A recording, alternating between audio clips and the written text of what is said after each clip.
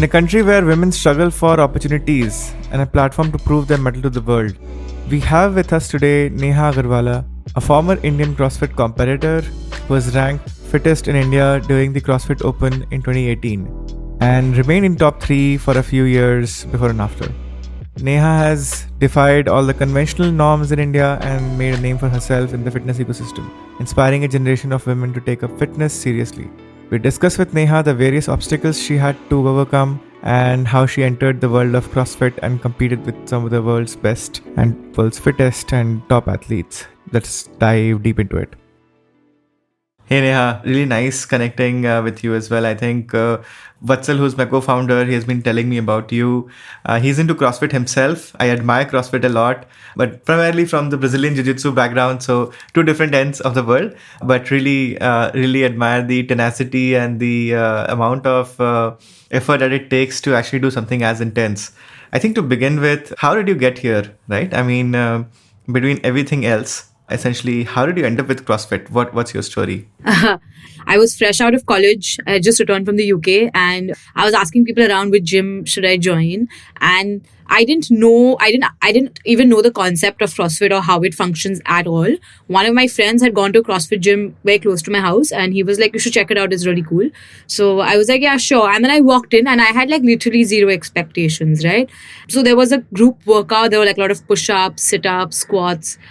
And like all I had ever done before was gone to a regular like gym where I did 3 days of strength and 2 days of cardio. And of course, in the strength, they would always tell me to lift light weights because I'm a woman and I don't want to get bulky and things like that. So I came from that background and here suddenly there was like no distinction. It wasn't like, oh, you're a woman, so you don't take the weights, right? It was like everyone is going to use the same weights. So I did my workout and like, wow, that was just so much fun. That's exactly what I felt on day one. So I went home and I was like, okay, cool, I'm definitely going to get so I immediately bought the annual membership. I was like, I'm sold. Like, I want to do this. And after that day, suddenly, like, I was someone, even though I did work out regularly, it wasn't a big part of my life. And I was never athletic growing up. So it's not like I've played a lot of sports or anything. I was like, okay, I really like this. So I would start centering my entire life around my CrossFit class in the evening. Like, I would make sure if dinner plans are there, they're delayed so I can go for my class. If there's a meeting at work, I was working with my father. I would leave work early to go to my class. And I was like obsessed with CrossFit. Like, I did it 6 days a week and I didn't want to ever stop doing it. And the CrossFit gym that basically I went to, I didn't really particularly love the way they ran it. Like, I felt like a better job could have been done. And I was not very happy working with my father. So I suddenly felt like I found what I love. But I didn't have the confidence to feel like I can coach. Like, I thought, okay, I can just like own the gym and maybe like look after the admin part of it. So I partnered up with one of my coaches and I was like, you can look after the training part of it and I'll like be the business part of it. And so we started the gym and he was like, you should just do your CrossFit level 1 because, what if we need help with coaching? You can take a few classes here and there. So I was like, yeah, okay, I guess that makes sense. So I did my level 1 and I started coaching and I started getting the hang of it and I started enjoying it a lot. And suddenly I was like, okay, no, forget the business part. Like, I just want to be a coach full time, right? So I did my level 2, I did my level 3. Simultaneously, I competed in the CrossFit Open and I always did pretty well. Like, I would always rank either 3rd, 2nd, 1st in India, always remained in top 3 all the years that I competed. By chance, I found it and immediately realized that this is what I love and I love doing it. Like, even to this day, even though my CrossFit gym shut down a month ago, I don't enjoy going to a normal gym anymore. Like, it's just not as fun. Yeah. Fun sounds interesting. And you also mentioned along the way that when you saw the first gym, when you went into the first gym, when you came back from your studies and there were so many myths, actually these still exist, built around that, oh, women shouldn't lift heavy weights. And that too CrossFit, right? I mean, I'm sure there would be some myths around CrossFit as well. What was your mindset back then? Like, essentially, how did you like think about those things? And like, it's actually a big problem because when we talk to we actually talk to a lot of beginners or ourselves as well, realize that like these myths around that weight training leads to bulking up and basically if you consume more protein, it affects your kidneys. These are like very, very generalized myths, essentially, right? So how do you like think about and like basically think around that point in time? So I think that the one thing about me was like from childhood, I was someone that if someone told me I can't do something because like I'm a girl or this or that, I would like question it for sure. Like I wouldn't just be like, yeah, cool, they said it, so I shouldn't. So I was quite actually excited about being pushed and not made to feel like I can't do certain things. And about the bulking up part, I wouldn't say it didn't bother me, because what happened was, I think what happens when people start doing CrossFit, the workouts are really high intensity, right? Like you're destroyed by the time you're done with the session, at least the first few months when you're not used to it. And when you come back home and then you feel like, oh, I've worked out so much, so I can eat whatever I feel like, right? A lot of people do this. They work out a lot and then they eat whatever they feel like. And then obviously they gain weight because they've been eating too much. So you start looking a little bigger, but you convince yourself that it's the weight training that's causing it. So it happened to me. Like I had this phase where I was doing CrossFit and I was eating whatever I felt like. I wasn't taking care of my nutrition. It's something I'd never really ever taken care of in the beginning. I got pretty big, and obviously a lot of people started commenting, especially my friends who didn't weight train, like the girls and stuff. They were like, do you think you're looking a little bulky and stuff? I became very conscious. Like I was like, oh God. But I obviously didn't want to stop doing CrossFit because I loved it too much. So that's when I started researching that, what should I do? And like started researching nutrition on my own, like macros, and trying to figure it out. Of course, I made a million mistakes, but I also learned quite a bit trying to figure it out on my own. So like I started tracking all my food intake. And I would say that I definitely underate for a while because of like the stigma of like being too big. But it also taught me a lot about how to manage my protein intake and stuff.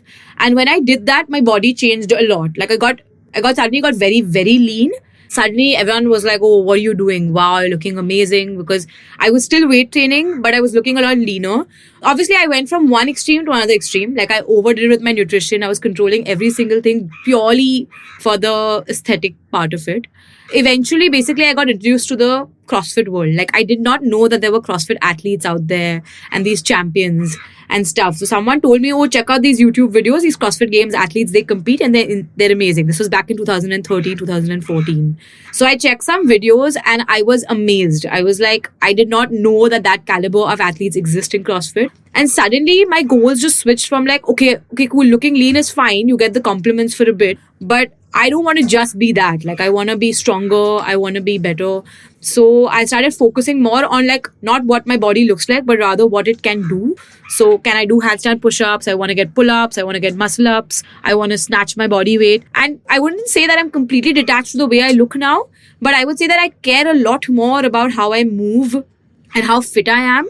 So everything else just takes a backseat. So that's kind of how I worked around that entire muscular thing, that my goals changed. Like it stopped being just about how I look. That's really interesting. I think this is almost like the evolution of, you can say, the evolution from somebody who doesn't know about fitness as much to actually getting into, let's say, fitness, that to CrossFit, sort of like an intense version of fitness, as some people call it, to actually getting closer to precision nutrition, to actually figure out what you really want, to actually now focusing on things that matter in the longer run, essentially mobility, or focusing more on the movement or the accuracy than basically the aesthetical aspects of these.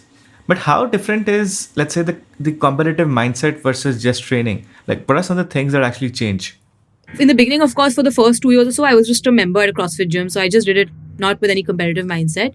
But when I started competing in the open, I was like, okay, if I wanna win this, or if I want to be, of course, top 3, I'll have to do more than just the group class. Like that's not going to be enough to cut the fitness level. Plus, because this is my career now full time, I had the time to give like 2-3 hours. It mentally very draining because I was trying to balance running my business and also training as a competitive athlete, because it can be like, I feel like one of the things I don't know why people don't emphasize enough on is sleep. Right? Like, I don't know. I think we live in a world where sleep is very like, oh, if you hustle and sleep 5 hours, you're doing it right. And sleep is for the weak. But like as an athlete, if you don't sleep enough, you're just not going to recover and you can't train. So I think that was one of the few mistakes I made initially. I tried to pull it off on like 5-6 hours of sleep because I would wake up early to coach clients. And suddenly I was like, okay, if I want to compete and I want to do this well, I'm going to have to like pick something, right? So that's when I made the conscious decision of stop coaching clients early in the morning, like really early in the morning, like 5 or 6 a.m. Instead, wake up. If it's okay if I lose that income at 5 6 a.m., but I would rather sleep in 1 or 2 hours so that I can give my training my all. So it's definitely mentally very exhausting because we train in India and we don't have so many competitive athletes here. My training was still 3 hours a day. Like CrossFit Games athletes train like, I don't know, 5 6 7 hours a day. So it's another level completely. Which is also why right now I have taken a step back, because I did that kind of training for 3 4 years. And it takes a toll, to like every day show up to the gym. Your body can't take it anymore. And it's hard to do a lot.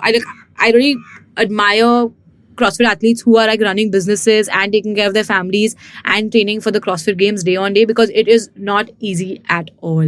Like, I just feel like after I'm done with my session, I don't have the energy to like coach people or get any work done. I just want to lie down all day and do nothing. So it's definitely a world of a difference between normal training and competing. So now I've moved away from like doing very, very high intensity all the time. So it's definitely more for wellness and fitness now as compared to what I used to do earlier. And you also mentioned sleep, of course. With sleep, it's really interesting that for most people, it isn't really a fitness activity. Like, it doesn't come naturally, right? When you think about fitness, you think about a gym, you think about, let's say, seeing healthy food, but you never think about of an individual lying down and just like sleeping well. And that's almost counterintuitive to basically fitness, because it's more about activity, energy levels, etc. Right? Similarly, nutrition, if you really think about it, is actually quite confusing. If you really think, all around us, nutrition actually moves in waves. That there is a new wave that comes in, which is, oh, this is what works for everybody. Let's try this out. And then almost a group of people, super motivated set of folks, would try this out, would do this for a few weeks or months, show results. And then almost nobody seems to continue with the new wave after a few months.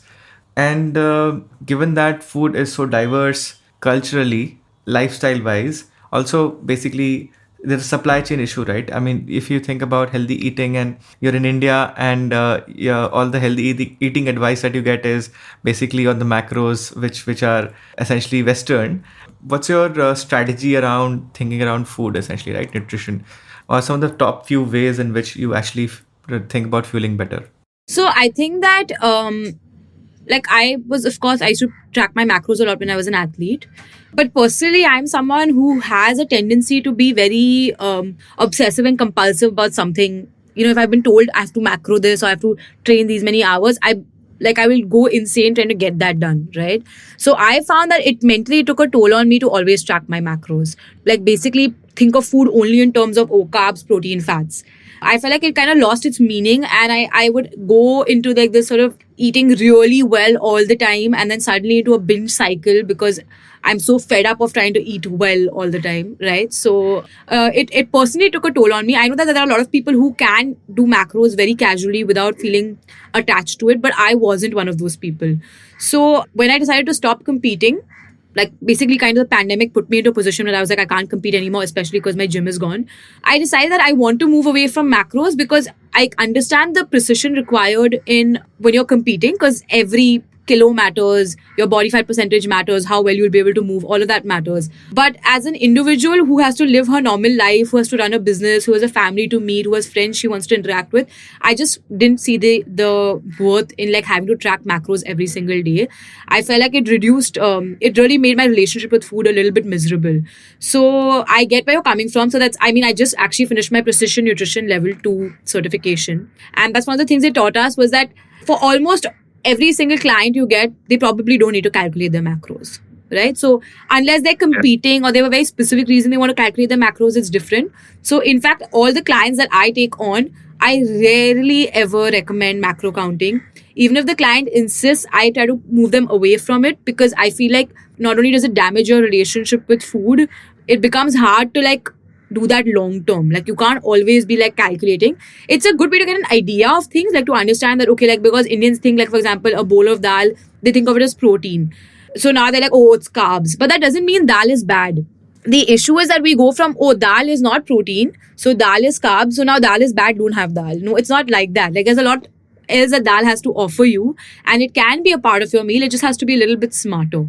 So I think like the typical Indian diet can work, especially because I've grown up vegetarian also. I do eat meat now, but I've been vegetarian for most of my life. So I think of it very simply. I like to have one source of protein, right? So if I'm having Indian khana, like full vegetarian meal, I'll have dal and dahi, right? I like to have a roti, and I like to feel like the most important thing to me is that half my plate is filled with vegetables. So like I always try to maximize on my vegetable intake.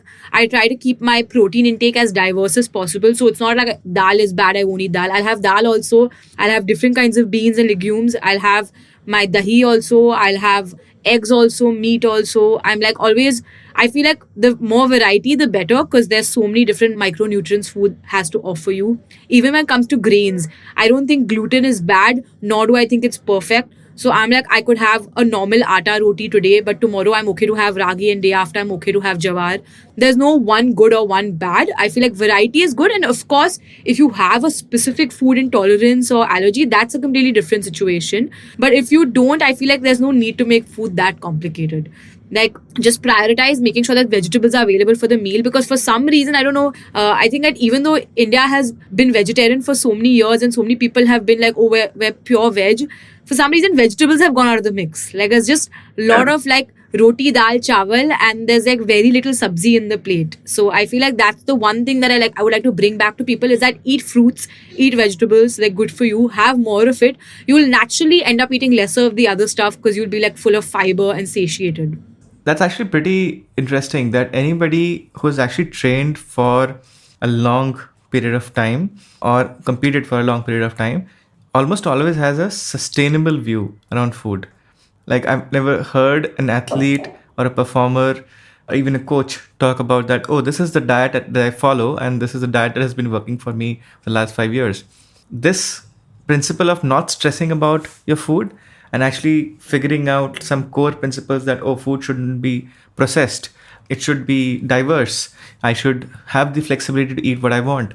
These are like really interesting principles. And I think sometimes when we read about these things on the internet or from friends and people around us, we only get to read largely about the sensational stuff or the stuff that's, this is the magic pill. Take this herb or take this, do this diet, you'll naturally lose weight or something like that. So that's actually quite interesting, because it's almost that the truth is very much visible. It's just that it's not sexy enough. Like people, they don't want a simple answer which is boring and long term. They want a quick fix. And these don't sound like quick fixes, so they're not interested then. Yeah. Although these are like, these give you more food flexibility and probably a better quality of life. Like I've spoken to people who are on, of course, juice fasts. Some people are on, you can say, vegetable juice fast, which is like equally more, maybe like the most miserable one that I've ever heard of, for 15-20 days. Some people are on white egg diet, which is essentially egg white diet. Essentially, it's like for a month they'll just go on egg whites and basically they'll lose a bunch of weight. And then there is this class of complete carnivore, complete vegan. Almost feels like a religion and sects being formed, essentially, right? People, I would hold the people who are propagating these diets responsible, right? Like, especially like the leaders in the fitness and health industry, people who have a lot of followers on Instagram, people who people are listening to. I mean, if you're propagating this just to like make money, like that's really sad, because you're in a sense causing people to develop bad relationships with food. You're causing disordered eating in people just for the sake of making money. And so it's not people's fault, because like at the end of the day, they're going to come to the experts for the opinions. And if the experts are trying to sell this magic pill, then people are going to buy it because they want to hear that. So like it really upsets me when I see things like that on Instagram, when people are promoting such kind of fads. No, I completely agree. And I think as people take more and more responsibility of their own health, they'll actually start thinking more about, hey, this is how I feel about food. I will actually do what works for me instead of following something that is like basically mass propagated. How does technology get to solve this? And we have been trying to do a bunch of these things ourselves. Essentially, how do we create a biomarker based approach to really personalize nutrition so that you actually have more food flexibility? Now, we also see a bunch of people who actually use this the other way around. They use this to basically get stricter about their food ecosystem, which is essentially that I've been eating a bunch of things, but I will stop eating all of those things and move to a complete, let's say in our case, some people move to a complete keto diet just to improve their glucose response. But we also see a bunch of people who actually say that, oh, I just need to remove the bad actors and I can live with the good ones. And the bad actors also, I can consume them in moderation to basically have a better glucose response. What do you think some of the ways in which this space is actually evolving, and what's your personal experience been with Cyborg? So, so I started using Cyborg. I think it's been 8 days now or so. Honestly, the first 2 days I was just kind of seeing what it's giving me, right? Like, just kind of seeing what, because I remember it said the first 24 hours are a bit inaccurate, so not to go by that. And what was cool was like once I started putting in like my workouts, right? Like I would go for a workout, let's say at 9 or 10 a.m. So I am someone who doesn't necessarily intermittent fast regularly or follow it per se as a very strict rule. But if I'm busy in the mornings or I've woken up a little later than usual, I just don't feel hungry for breakfast. So on most days, I don't end up eating breakfast. I end up eating lunch. And there's always like these different schools of thought that, okay, how can you work out without eating, right? Or of course you should work out without eating. And the cool thing that I found for myself was that all the days that I worked out without eating, right, whether it was strength. So I didn't do any high intensity kind of workout, to be honest. I have mainly done strength and steady cardio while wearing the tracker, and it showed that my energy, like it gave me a 10 out of 10 for like whatever was fueling my workout, right? So that goes to show that for me, at least personally, now I'm confident that okay, I should definitely try and work out whenever possible if I'm not starving, to work out on an empty stomach, because I performed really well and I could see it. And on this other day, I changed my meal timing. Like I ate at a different hour than I usually eat, and I went into my workout.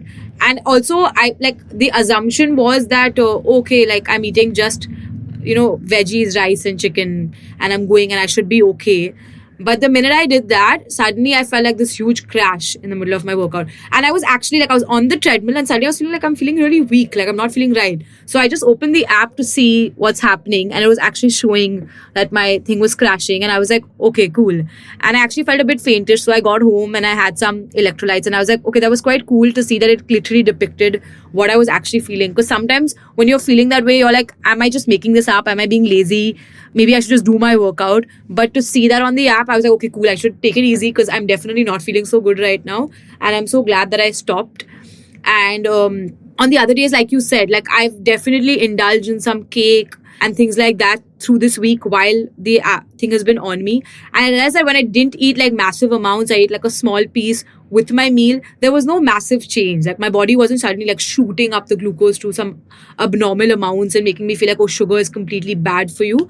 I was able to balance it out and still function well. So that was also quite cool that, sometimes like, you want to avoid eating too much processed sugar, but it's become such a big like taboo that, oh, don't eat sugar. Sugar is the worst for you. But then to actually see on the app that, no, it's not killing me, and it's okay if I enjoy myself, don't feel deprived. At the same time, I'm not harming myself and I'm able to function well, and my blood glucose levels are fairly normal, then there's no big concern, right? Yeah. No, that's really cool. Extremism sells, but it does not sustain. And no, that's really interesting. That if there is a way to look into your body and to figure out how your body actually functions, that could lead to, like you can say, million ways in which people can actually figure out how do they need to actually change their lifestyle. How do they need to change the lifestyle in a sustainable way? And for me personally, I think it's also been about enjoying food. So if I know that now visually for most foods, I can tell that, oh, this food is going to give me a mega spike. So maybe 1/4 of this is still okay. And of even in some of these, they're touted as unhealthy foods, but they actually don't give a very bad response. So maybe half of what I eat actually is actually pretty okay. That's really interesting. I think on the ending note, and we're almost at the far end, being an athlete in India has its own set of challenges. Women athlete in India, just multiplied by 100, I would say.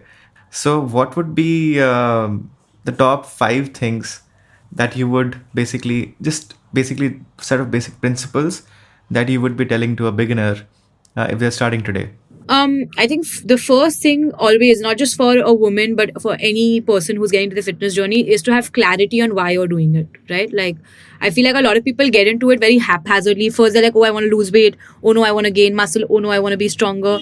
They're not sure why they're doing it. And I feel like unless you have that clarity, and the why should come from something only you want, not because someone else expects that of you, right? So I think that is one thing to definitely clarify. For example, if now that I know I want to be strong, no one else's opinion of how I look matters to me anymore. Like, I'm confident of, like, I will do strength training regardless of what someone else says about my body. So that's one thing. I think the second thing is to find a good coach. Like, I feel like a lot of people try to do everything on their own. I'm not saying you have to find a coach who you have to spend a lot of money on, but connect with someone who can at least mentor you or guide you in the right way, because that makes a huge difference to how you look at yourself as an athlete, or the kind of training you end up doing, and how you feel about yourself. Like, a good coach will progress you the right way so you stay excited about your fitness journey. The third thing, like we already discussed, would be to keep nutrition simple. Like, don't overcomplicate it. I'm not saying there's nothing to take care of, but I would say that definitely figure out your, like, the basics, like eating more vegetables, eating more fruits, having some protein in your meals. I think one of the things which is new, which is also kind of a fad, but it's a good fad, is that Ikigai book that came out where it says that eat till you're 80% full. I haven't been able to do it, but I would love to. Like, I struggle because as a kid, I always overate a lot. So it's always been hard for me to stop at 80% full. But I've realized that the days I end up under eating a little bit at the meal and I'm still feeling hungry, 20 minutes later, I'm feeling great and my energy levels are amazing. So I would say simple principles like that, like eating more fruits, vegetables, and not eating till you're 100% full, I think is something I would help anyone. And I would say sleep again, right? The hustle life really gets away with it. Like, you feel like, oh, if I'm sleeping too much or I'm resting enough, I'm doing something wrong. But really focusing on that, making sure you're sleeping enough. Now, for each person, sleep can look slightly different. But like, so one thing I found for myself is that it's not just about 8 hours for me, but there's certain hours that I sleep better. So like, I used to use the Whoop band and I've tracked my sleep in the past. I don't do it anymore, but I got to learn about it. So for me, if I sleep from 11 p.m. to 7 a.m., I get the best sleep. But if I sleep from 3 a.m. to say 10 a.m., I don't sleep as well. Or 3 a.m. to 11 a.m., I don't sleep as well. So figuring out your sleep pattern. And of course, if you're an athlete, you have to take it even more seriously. If you're just a normal person trying to get into health and fitness, it's not as important, but it's still important. I think to not try to do everything at once. Like, I would say pick on the low-hanging fruit, right? So, like, for me right now, for example, post the pandemic, I've had a lot of changes in my life. I got married, I moved into a new house, my gym went through a lot of financial difficulty, I had to shut my gym down. So emotionally, I've been very up and down. So I kept either not working out or trying to eat really healthy and not being able to do it. And I was all over the place. And that's when I realized that the one thing about my health and fitness journey that I really love is working out every day. Even, I mean, by every day, I mean 5 to 6 days a week. Even if it's not the best workout, even if it's not exactly what I wanted to do, just going to the gym and spending that 1.5 hours there helps me set the tone for my day. Like, I feel like I make better food choices. I start taking care of my sleep. My mindset is overall better. So for me, only focusing on getting in a workout is the low-hanging fruit that helps me balance everything else out.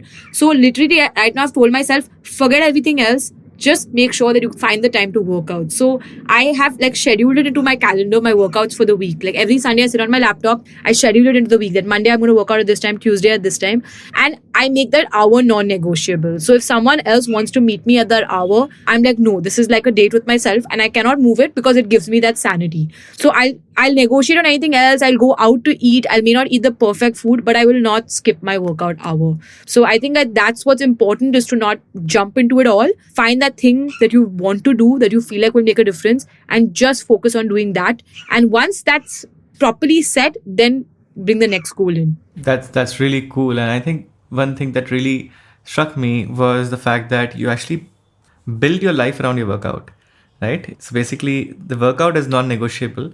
Everything else sort of is just like how we treat work sometimes, right? That, oh, work has to happen. And like basically if there is a meeting in office, we almost delay everything for it or postpone everything for it. So why isn't working out as important as if it contributes to your life, your wellness, your longevity, your mood, your everything, right? Quality of life. So that's a really interesting perspective. Neha, it's been a pleasure, and really appreciate you taking time out, and really glad we got a time to chat, and look forward to your experience around Cyborg. Look forward to connecting soon. Yeah. Thank you. Thank you so much, Mohit. With that segment, I hope you were able to take a sneak peek into the lifestyle of a former CrossFit competitor and what it actually takes to be the best of the rest.